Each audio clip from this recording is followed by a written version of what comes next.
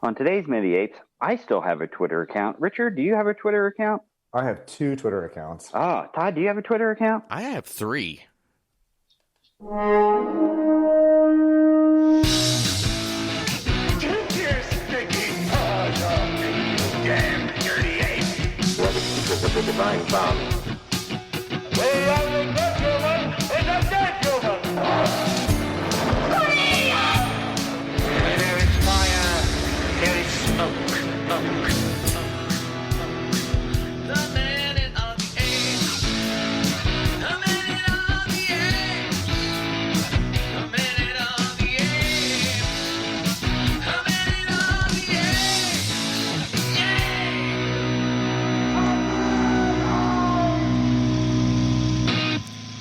Hello and welcome to Minute of the Apes, a daily podcast where we break down every minute of the Planet of the Apes movies, 1 minute at a time. And I swear to God, I wasn't just trying to up Richard's claim of 2 Twitter accounts. But when you said 2, my mind immediately thought, well, I've got my band's, I've got my own.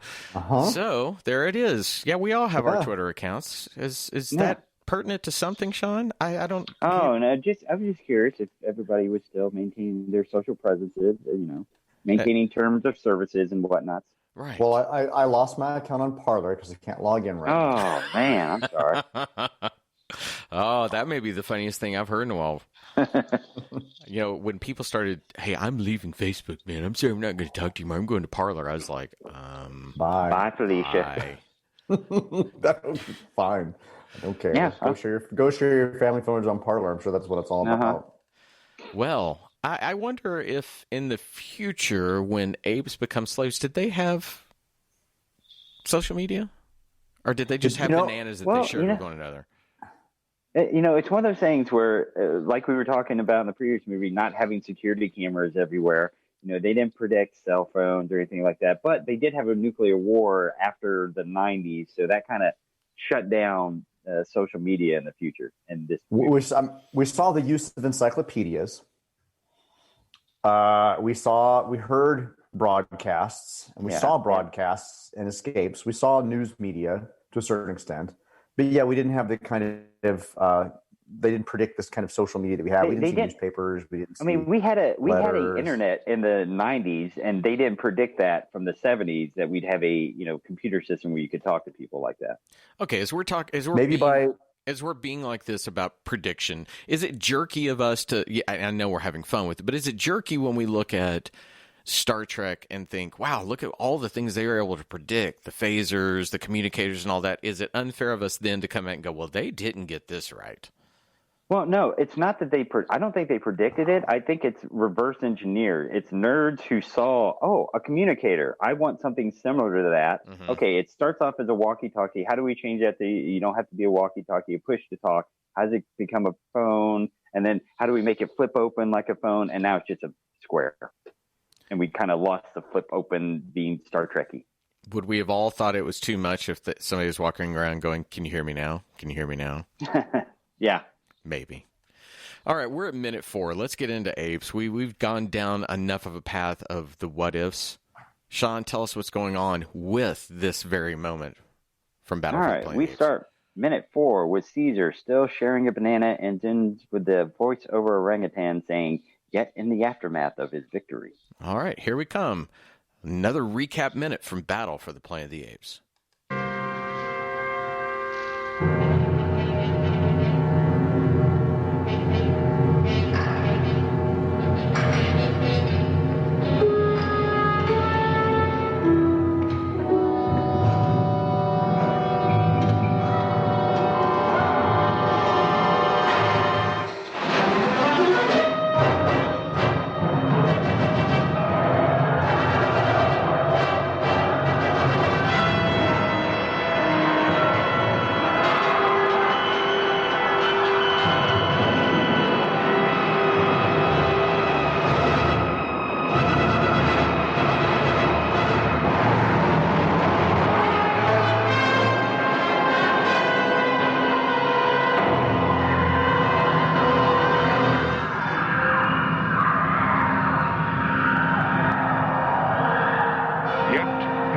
aftermath of his victory. As in minute 4, we have an orangutan but I'm not including flashbacks anymore. Still, I mean anymore, as if I have to begin with. Wow, watching this again. Watching this after the last couple of days is kind of eerie. Oh, that's true. I didn't even think about that. We're recording Context this of what's right going on after right the now. events that transpired on the U.S. Capitol. I was able to, I guess maybe I'd had enough alcohol last night whenever I made my notes to separate myself from the stupidity of this world. But that's a good point, Sean. I mean, and I know they're not they're not comparable at all. I'm just saying the imagery is very weird. It is. Okay, but to be back to the film, it's even a weird choice when they go to the waiter from Conquest with the fire and the tossing of the fire. Were this made and assembled now, you would just go to the shot of the fire going. You wouldn't do the weird toss of the dish and flaming it out. But Well, again, go ahead. if you don't have any, if you're coming in as this is your first movie and they're giving you these flashbacks to give you points of reference, they need to tell you that these are acts of rebellion because you don't necessarily know why they're stealing silverware. Was the burning an accident? Because you could think that, oh, he's scared of fire and he accidentally dropped it and started a fire. And maybe that's what started the revolution because you don't have any point of reference of what's actually going on here. But we didn't need to. I mean, again, this lends to the kind of padding of things. We could have shown him inside Ape management, and then we could have moved to them storming out of Ape management, and we could have shown the desecration of Ape management while they move out into the streets to continue the riot. We didn't need the gathering of arms and weapons and munitions. We didn't need the fire. We didn't need the busboy waiter doing what he was doing. It could have just cut to them getting out. I think you have to dismiss Ape management because, again, from what we think from the last minute, that anybody that is not Caesar, all the humans that are main actors from previous movies are cut out of this. So you're not going to get an Ape management. You're not going to see him against the governor. You're not going to see him with McDonald because they've cut all the humans out. I think one thing that just kind of hit me really hard, and I think we're all looking past this, is that Conquest had been such a brutal film that, as we detailed, they had to make an alternate cut because after a screening, they were surprised when parents walked out with children. You know what they're doing here? They're already softening things. They're trying, because my thought was, I'm sitting here trying to think, what could they be showing? Why didn't they show Caesar being tortured and the electrocution and all these? And then I thought, if you show that, it scares the kiddies.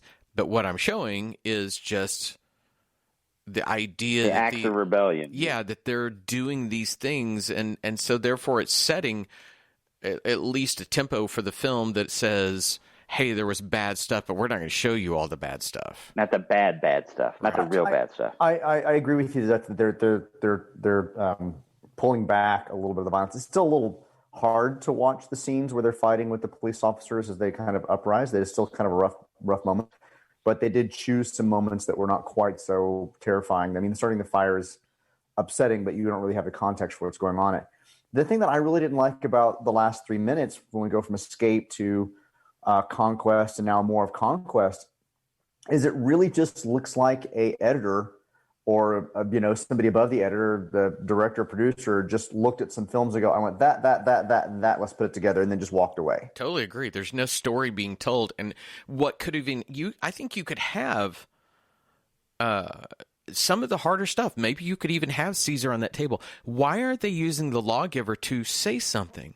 If he were saying that the noble Caesar was tortured by his masters, that at least kind of says, when you see the 10 Commandments, it doesn't soften the fact that Moses was a slave, that he led the slaves. You can do that kind of thing if you're having it. See, we bring in John Huston for a couple of days and we don't use him. Yeah, I know. Yeah. I mean, we think about the scenes, and we mentioned this, the apes in servitude. We could have seen the gorilla waiting on the table. We could have seen the gorilla or the chimpanzee doing hair. Just like a couple little. If you really wanted to kind of set that up on those would have been softer moments. Where you see them in servitude. Why aren't we seeing those moments when maybe that ape in servitude is punished, and recoils away from when the book yeller yells at the ape that can't return the book properly, like just those couple little moments. I mean, we could do a lot of voice work, but you could see humans. Then when the trash situation, right? Like all these little small things. Yeah, you could have done rather than going straight to ape management and that stuff. Why didn't they go to one of my favorite shots, which was those two guards, with their legs like this in the foreground and people walking? It would have shown the omnipresent thing of the guards there. There are so many images they could have chosen that they didn't. Yeah. But I think to Richard's point, they could have shown shots of the auction where Caesar was auctioned off without showing the governor and McDonald. Yeah, the auction off would have been really nice slave visual, specifically if you wanted to bring what. Richard, can you cut out that audio, Todd, where him saying that's a really nice slave visual, just so I can have that? Yes, I'll do that. That's for you, a really Sean. nice slave visual. That's really nice. It's for my BDSM channel. Whoa! So it's another. Like that's his other Twitter feed. So you're now leaning into your own image of yourself and then touching your face, and it looked like you were pulling your face off of your face. So it was, hang on. So for all the viewers out there, Sean takes great joy in changing his background often, and they're often backgrounds that are like, what the F is that? So Richard usually shows up with a still from this week, and that would be right now over his... would that be your left shoulder? Or is that your right shoulder? Right, yeah. My left shoulder, yes. Yeah, over his left shoulder, we see the lawgiver. It's a shot of him standing by the creek, and he keeps it growing there. His hair out right now. Yeah, and that's right. Richard's growing out his hair. It almost looks like the lawgiver's hair. Almost. Now, could you work on the eyebrows so that they're the same? Because those are some scary-ass eyebrows. But they're getting there. I mean, it's just...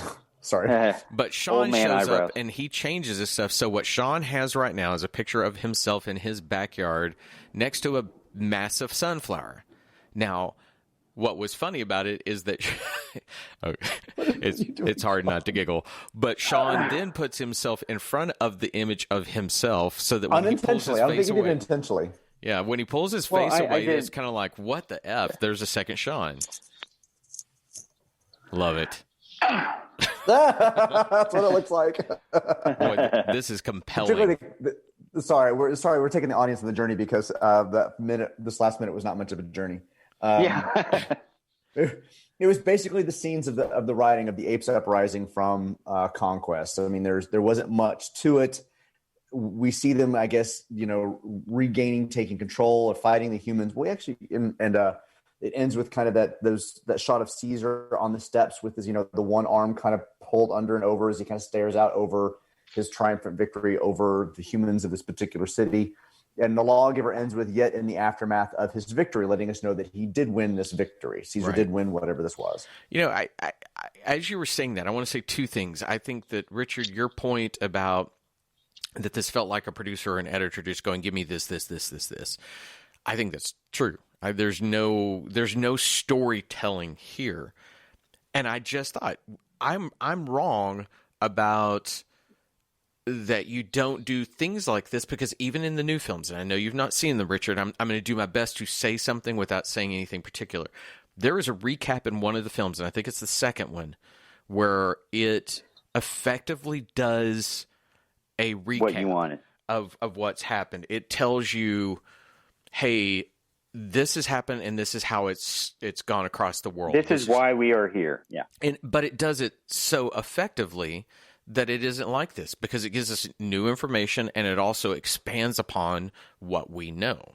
This is doing none of that. It's not taking the slave images. It's not doing anything to change them or give me new perspective. It's just a recap that, without the lawgiver giving some context to what we're watching, it's just kind of flat. And I'm curious to know, with our listeners, do you watch this film and feel like you're getting something out of that, or does it feel that way to you? Because I don't know how you can not think it's a little flat. No, I think again, I want to hear it from the listeners. It would be different if you were watching this in the theater versus you caught it on the afternoon on television. I wouldn't think anything about this little clip montage at the beginning of this film if it were Saturday afternoon and I was sitting on the couch and I was just kind of going to rewatch this film again. Or I just, there's a marathon going on. I wouldn't think anything about these clips. But if I were in the theater and I were watching this, like, why am I wasting my money on this? Why am I seeing this whole thing again? And again, we're feeling it now when we're breaking it down and looking at why was this